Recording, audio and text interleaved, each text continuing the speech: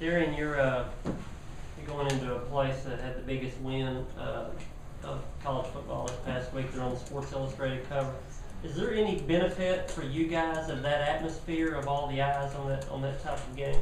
I mean, definitely, we're going to be the underdog going into this game. You know, that's just going to make it a more exciting game for our offense and our defense to go in there and, prove everybody else wrong. Spencer, how much of a confidence boost was the performance against Austin Peay, especially the timing going on the road now in the SEC? That was definitely a confidence boost. It was great to get that first win, as it always is to win. And it was just a game, where we saw, the result of our work and, what we can do as an offense and what we can do as a defense and special teams. So it was a great confidence boost and really solidified what we thought about our team. How much do you think it may have helped Johnny? Because a week ago, Derek's talking about how they talked with him about decision making. Did you maybe see him, granted against an FCS opponent, but see him maybe execute confidently?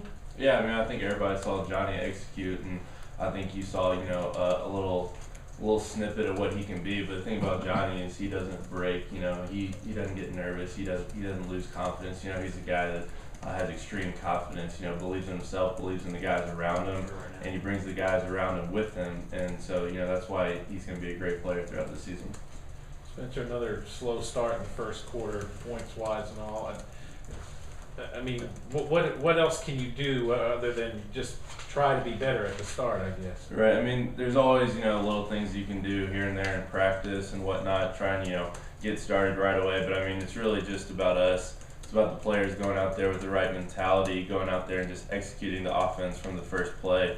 I mean, that's really what it's all about, is just going out there and, running the plays right from the start. What do you think got you going Saturday then, finally? Was there one thing that kind of got everybody dialed in a little better? Or? I'm not sure. I don't know what it is exactly, but I know when it started clicking, it definitely started clicking, but that's definitely something we're focused on, this next week and throughout the season, is just coming out and starting fast.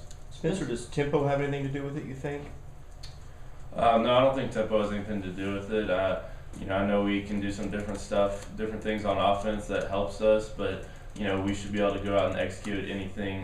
We got all the great plays. There's not a bad play in our offense, so we should be able to go out and execute from the very start. Spencer, going on the road in the SEC from last year, did you see Johnny kind of get into the moment of being on the road and all that excitement, or does he more of take a deep breath and settle down? I mean, he's definitely excited to play the game. He loves this game. I say that every week when y'all ask me about Johnny. He's the guy that really does love playing football, and so he's obviously excited about the games. But again, he's not nervous. He doesn't. The venue doesn't change how he plays, his attitude. And this year, I think our team has had a lot more experience playing in that kind of environment opposed to last year. And so, this year I'm very excited about going on an away game, and I think you'll see a lot of confident players out on that field. Darreon, this is the week the defense starts turning the ball over. Yeah, we hope so. I mean, that's the biggest thing for our defense now. I don't think we have any turnovers right now, so that's going to be a big thing to win the turnover margin this game, and hopefully get some hands on some balls as far as interceptions and forced fumbles.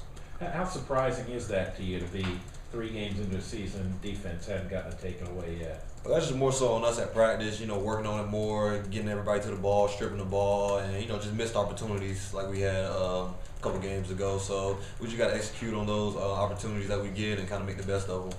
Darreon, Coach talked about y'all's communication and change out wristbands, and you have signals for this and depending on tempo.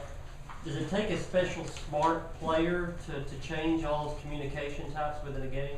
No, I think the coaches do a good job at showing us, we have wristbands that we have signals to, tell us what play to run and different things. It doesn't take necessarily a smart player. I mean, it helps out a lot with the plays, because in this league, a lot of people like to copy signals and kind of look at those different things. But, we just have those just in case we figure that their team is maybe looking at our signals and it's just another alternative.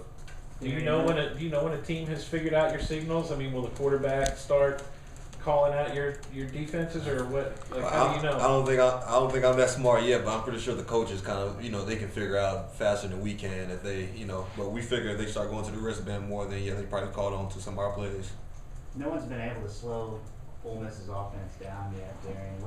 What does it take to, I guess, snatch some of that tempo back from it? just execution, and we got to play every play, you know, like it's our last, and you know, win turnovers, tackle, different things like that. You know, there really is no secret sauce at doing it. We just got to execute better and just kind of, you know, come over on top. From what you've seen of them, though, what makes them able to take advantage of what the defense is trying to do against them? They pretty much execute real well. I mean, they have a good quarterback, good running back, and a couple of good receivers. And I mean, just opportunities that they get to score. You know, they have a lot of opportunities on different things. And just for us, it's just to be able to stop them and slow them down. That tempo that they start to pick up during games when you look at it, and that's pretty much our biggest key, just to slow them down. Tempo can make you tired physically, but is it a challenge when we're talking about communication of trying to make your mind work that fast to get into the right alignment pre-snap?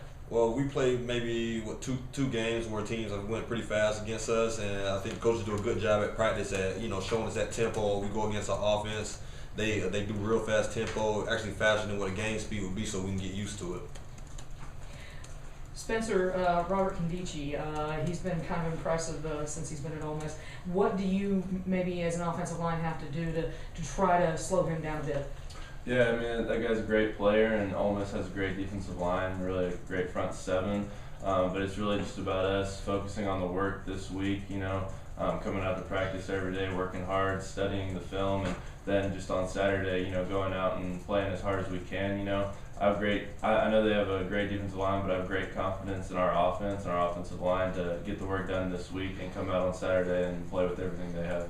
Darreon, how do you guys adjust if Nidal's not in there? I mean, that guy has to step up, whether it's a young guy or an older guy. We just, you know, next person always has to be ready. That's why we put emphasis on practicing hard, whether you're second string, third string, or first string. You never know what's going to happen. So next person's going to step up and do their job. Did you miss him at times on Saturday? Did you kind of like notice? Oh, Nigel's not out. Oh yeah, I always miss Nigel. You know, that's my guy. You know, so you know, it's sad for him to be out right now. But like I said, the next person just had to step up in his position and do his job. Darreon, Stephen Weatherly didn't join you guys in the linebacking corps until 2 years ago. How was that transition for him from hand down to hand up? Oh, Weatherly's definitely a smart player. If anybody, he's the one that can handle it. I think he's doing a real good job outside as far as, you know, he wasn't a coverage player 2 years ago, but now he's dropping into coverage more. I think he's doing a real outstanding job. He's a fast and physical guy. He's a pretty outgoing guy in the locker room too. How does that help? He's real open. He's real cool. You know, he's humorous. He just likes to play around and joke a lot, but he knows when to be serious and, you know, when to turn it on and turn it off. Couple more questions. Do you know when the last time you guys swapped out wristbands every quarter? I remember the last game you guys did that. I mean, we pretty much do it every game when we switch out the wristbands, different colors that come in and tell us what colors to put on. You know, during that, if we're on the sideline, we change them out just depending on the quarter. One more question. Hey fellas, appreciate you coming. Thank you. Thanks, guys. for being Thank here. you, guys.